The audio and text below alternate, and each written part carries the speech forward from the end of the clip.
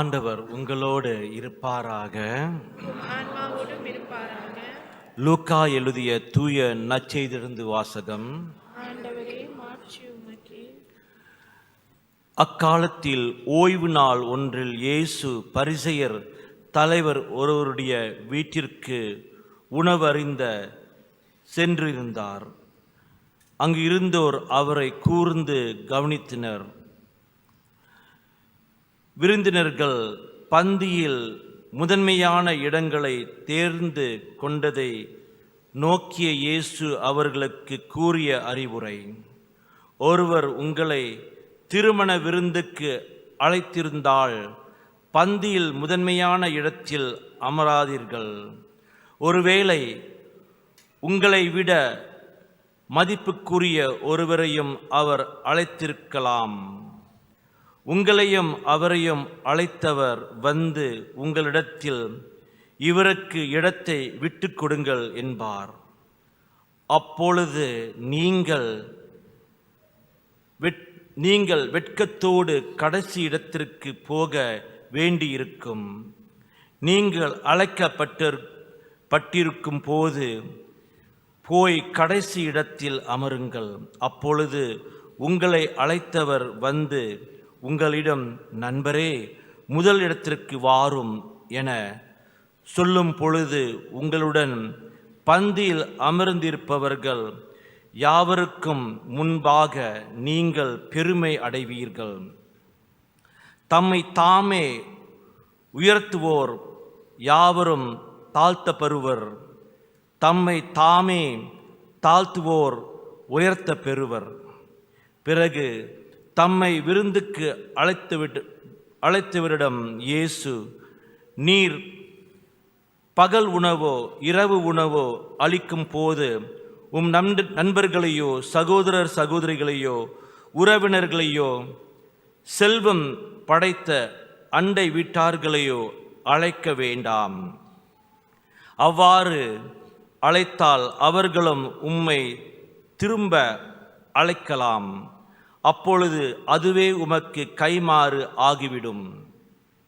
மாறாக நீர் விருந்து அளிக்கும் போது ஏழைகளையும் உடல் ஊனமுற்றோரையும் கால் ஊனமுற்றோரையும் பார்வையற்றோரையும் அழையும்.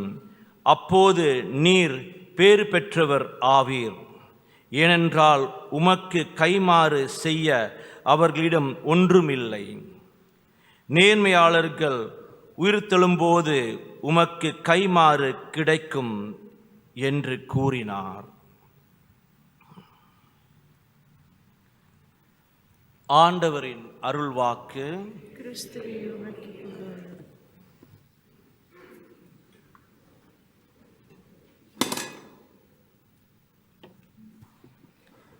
நான் நினைக்கிறேன், இந்த வாக்கியத்தை கேட்டு தான் நீங்கள் போய் முதல் இடத்துல உட்காராதீங்க, கடைசி இடத்துல உட்காருங்கன்னு சொல்கிறாருல ஆண்டவர். இந்த வார்த்தையை கேட்டு தான் நிறையா பேர் கோயிலில் வந்து பின்னால் உட்காடுறாங்கன்னு நினைக்கிறேன். முன்னுக்கு வந்தால் எங்களை பின்னால் அனுப்பிடுவாங்க, அது அல்ல. ஆனால் நம்ம மக்கள் நிறையா பேர் அப்படி தானே, முன்னுக்கு நிறைய வாங்கங்கள்லாம் ஃப்ரீயாக இருக்குதுங்க. இதை பாருங்கள், எத்தனை பேர் எல்லாரும் பின்னால் இடுக்கு முடுக்கா போய் உக்காந்துக்கிட்டு இருக்கிறோம். அந்த பழக்க வழக்கத்தை கொஞ்சம் மாற்றிக்குவோமா? கொஞ்சம் மாற்றிக்குவோம். இந்த வாக்கியம் வந்து அதுக்கு உகந்தாது. நிறைய பேர் வந்த உடனே பயிற்சிக்கு வந்தாலும் சரி, கருத்தரங்குக்கு வந்தாலும் சரி, கருத்தரங்குக்கு அது வெளிநாட்டிலையும் சாமியார் வந்தால் முன்னுக்கு தான் உட்கார ஆசைப்படுவோம். அடிச்சு பிடிச்சிக்கிட்டு முன்னுக்கு வந்து உட்காரணும். ஆனால் ஞாயிற்றுக்கிழமை தோறும் வெளியில் சில பேர் வெளியிலேயே உட்கார ஆசைப்படுவாங்க. காத்தோட்டமாக இருக்குதான், காத்தோட்டம். ஸோ முடிந்த அளவுக்கு வாங்க, முன்னுக்கு வந்து உட்காருங்க. ஆனால் இன்றைக்கி காத்தோட்டமாக ரொம்ப விடுமுறை அன்று நிறைய அமைதியாக இருக்கிறோம். ரொம்ப அமைதியாக இருக்குது, ரொம்ப சந்தோஷம். ஆண்டவர் தாழ்ச்சியை பற்றி பேசுகிறார். அன்பார்ந்தவர்களே, தாழ்ச்சி, பணிவு, ஆங்கிலத்தில் ஹியூமிலிட்டி, ஹம்பிள்னஸ். தாழ்ச்சி, பணிவு நம்மிடம் இருந்தால் இறைவனை மகிமைப்படுத்துவோம். தாழ்ச்சி அவருக்கு மரியாதை கொடுக்கிறது, அவரை ஆராதனைப்படுத்துறது, அவரை வணங்குறது தாழ்ச்சி. ஏனென்றால் அவர் இறைவன். அதாவது அது நன்றியும் கூறுகின்றோம் தாழ்ச்சி மூலமாக. 1 சாமுவேல் 2 அதிகாரம் 30 வசனம், 1 சாமுவேல் 2 அதிகாரம் 30 வசனத்தில் சொல்கிறது, நீ என் அருகில் வந்தால், என்னை நீ மகிமைப்படுத்தினால், என்னை நீ மரியாதை செலுத்தினால் எனக்கு, நான் உன்னை மகிமைப்படுத்துவேன், நான் உன்னை ஆராதிப்பேன், நான் உன்னை மரியாதைக்கு கொண்டு போவேன் என்று. அதுதான் நற்செய்தியில் ஆண்டவர் சொல்லுகின்றார். இன்றைக்கு நீ தாழ்ச்சியோடு இருந்தால் உன்னை மேலிடத்துக்கு கொண்டு போய் அமர வைப்பேன். அப்போ அன்பார்ந்தவர்களே, உங்களிடம் இறைவன் வர வேண்டும் என்றால், நம்மிடம் இறைவன் வர வேண்டும் என்றால், இறைவன் நம்மளுக்கு அந்த வணக்கத்தை செலுத்த, அவர் சொல்றார், நான் உனக்கு வணக்கத்தை செலுத்துறேன் என்று. You honor me and I will honor you. 1 Samuel 2 அதிகாரம் 30 வசனத்தில் பாருங்க, இறைவனை நாம் வணங்கும் பொழுது, அவருக்கு தக்க ஆராதனை கொடுக்கும் பொழுது, தக்க மரியாதை கொடுக்கும் பொழுது, அவர் எனக்கு அதை செலுத்துவார். எத்தகைய இறைவன் நம்மளுடைய இறைவன்! அதனால் அன்பார்ந்தவர்களை, இதை மறக்காமல் செய்யுங்கள். அவரை வணங்குவோம், அவருக்கு ஆராதனை கொடுப்போம், அவர் முன்னிலை நான் ஒன்றுமில்லை என்று அந்த உணர்வுக்கு வருவோம். ஆங்கிலத்தில் இந்த வார்த்தை ஹியூமிலிட்டி, ஹியூமிலிட்டி என்ற வார்த்தை லத்தீன் மொழியிலிருந்து வருகிறது. ஹியூமஸ், ஹியூமஸ் என்றால் மண்ணு, மண்ணு, எர்த். அது ஒன்றும் இல்லை. தாழ்ச்சி என்றால் அந்த அளவுக்கு தான் நம்ம போகணும், அதான் தாழ்ச்சி. ஸோ அதாவது இந்த தாழ்ச்சியின் சொல்லும் பொழுது, தாழ்ச்சியின் இறைவன் முன்னிலை இருக்கும் பொழுது, தாழ்ச்சியோடு நம்மளுடைய ஆத்மா உள்ளம் அனைத்தும் அவருக்கு திறந்து விடுவோம், அவருடைய கிருபை என்னிடம் நிரப்புறதுக்கு. When I am in humility, I will open to the grace of God to work in me. எப்போ தாழ்ச்சியோடு நான் இருக்கின்றேனோ, அப்போ இந்த இதயத்தை நான் திறக்க போகின்றேன், அவரோட கிருபை இன்னும் ஆழமாக என்னிடம் செயல்படுறதுக்கு. அதனால தான் இது ரொம்ப ரொம்ப முக்கியம். Because humble humility is equal to holiness. சரிங்களா? ஸோ தாழ்ச்சி அது என்னையை தூய்மையாக்குறத ஒரு அளவுக்கு கொண்டு போய் சேர்க்கும். அதனால் அன்பார்ந்தவர்களை பாருங்கள், என்னிடம் இந்த தாழ்ச்சி இருக்குதா? சில பேர் நிறைய விரதம் இருப்போம், ஜெபமாலை செய்வோம், ஜெபம் செய்வோம், இதெல்லாம் என்னைய புனிதனை ஆக்குறதுக்காகவோ தூய்மை ஆக்குறதுக்காகவோ அது ஒரு வகை. என்னிடம் திமிரு, ஆணவம், தற்பெருமை இருந்து இந்த ஜெபமெல்லாம் நான் செய்தேன் என்றால், இந்த தவமெல்லாம் நான் செய்தேன் என்றால், அது ஒன்றுக்கும் பிரயோஜனம் இல்லை. கவனத்துக்கு கொண்டாங்க, ஒன்றுக்கும் பிரயோஜனமே இல்லை. தாழ்ச்சி இல்லாமல் இது ஒன்றுமே பயன்படாது. அதனால் அன்பார்ந்தவர்களை, தாழ்ச்சிக்கு நம்ம வருவோம். ஒரு விஷமான வார்த்தை ஆங்கிலத்தில் poisonous word, one poisonous word, 3 வார்த்தை உள்ள வாக்கியம் ஆங்கிலத்தில். One poisonous word, 3 letter word. சொல்லுங்க என்னான்னு? 3 letter word, poisonous word. EGO, ego. தமிழில் அகங்காரம் என்று சொல்லுவோம். செக் பண்ணும்போது அகங்காரம் தான் சொல்லுது. அந்த அகங்காரத்தில் திமிரு, ஆணவம், தற்பெருமையெல்லாம் அடங்கியிருக்கிறது. அன்பார்ந்தவர்களே, ego is a very poisonous thing. So அதனால் அன்பார்ந்தவர்களே, நான் எப்படி இருக்கின்றேன்? சில பேர் பார்த்தீங்களா, நிறைய திறமைகள் இருக்குது. அந்த திறமைகளை வைத்து மற்றவர்களை ஈர்க்க செய்வார்கள். What is the meaning? I use my talents to impress people. மற்றவர்களை ஈர்க்க செய்வேன். Don't use your talents to impress people. Use your humility to inspire people. உங்களோட தாழ்ச்சியான பணிவான பண்பை நீ கடைபிடித்து மக்களை உத்வேகம் செய்யுங்கள். உத்வேகம், உத்வேகம் என்றால் இம்ப்ரெஸ் பீப்புள். உங்கள் தாழ்ச்சியில்.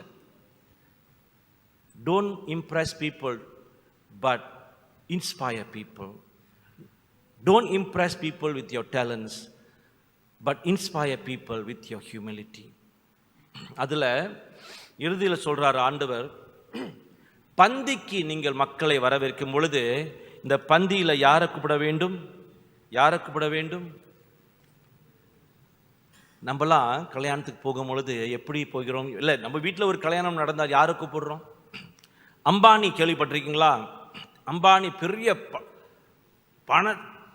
பணக்காரர், இந்தியாவிலேயே பெரிய பணக்காரர். அவர் பல பணக்காரரில் அவர் ஒருத்தர். அவர் குடும்பத்தில் ஒரு திருமணம் நடந்துச்சு, படிச்சிருப்பீங்க. அந்த திருமணத்தில் ராஜாக்கள், மந்திரிகள், அமெரிக்காவிலிருந்து செலிபிரிட்டி நட்சத்திரங்களில் அழைத்தார். அழைத்து அந்த திருமணத்தை நடத்துறதுக்காக கோடிக்கணக்கான காசு செலவு பண்ணார். லட்சக்கணக்கில். ஒரு திருமணத்துக்கு அவ்வளோ காசு செலவு பண்ணணுமா? நம்மளாம் நம்மளுடைய திருமணத்துக்கு அழைக்கும் பொழுது, நம்மளுடைய குடும்பத்தினரோட திருமணத்துக்கு, யாராவது பிள்ளைகளோட திருமணத்துக்கு யாரை அழைக்கின்றோம்? பெரிய மொய் போடுவாங்க, அது ஒரு பக்கம் இருக்கட்டும். மொய் போடுறவங்களை அழைக்கிறோமா? இல்லது சரி, நிச்சயமாக நம்மளோட உற்றார் உறவினர்கள் அழைப்போம்.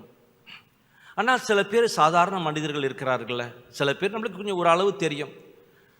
ஆனால் பெரும்பாலும் நம்மளை யாரை அழைப்போம்? அதுவும் நம்மளுக்கு வசதி நிறையா இருந்துச்சுன்னா வசதி உள்ளவர்களை தான் அழைப்போம். வசதி நிறையா இருந்தால் வசதி உள்ளவர்களை தான் அழைப்போம். ஆண்டவர் சொல்கின்றார், சாதாரண மக்களை கொஞ்சம் பேர் அழைங்களேன் உங்கள் வாழ்க்கையில். இந்த வருஷம் கிறிஸ்துமஸ் வரும்பொழுது யாரை அழைப்போம்? வருஷம் வருஷம் ஒரே பாரு. அதனால தான் நான் பெரும்பாலுமே திருமணத்துக்கெலாம், திருமண பாட்டிக்கெலாம் நான் போகிறதில்ல. திருமண பாட்டி, ஏன்னா அதெல்லாம் நிறைய பிரபலியமான மக்கள் வருவாங்க, ரொம்ப சந்தோஷமாக இருக்கும், அது தப்பு இல்லை. ஆனால் மக்கள் நம்மளை தேடி வருவார்கள் அவங்க இறப்பு அன்று, துயரம் துக்கம் கொண்ட பொழுது தான். அந்த நேரத்தில் நான் இருக்க ஆசைப்படுகின்றேன். அதனால் நீங்கள் திருமணம் செய்யக்கூடாது, கொண்டாடக்கூடாது, பிறந்தநாள் கொண்டாடக்கூடாதுன்னு சொல்லலை.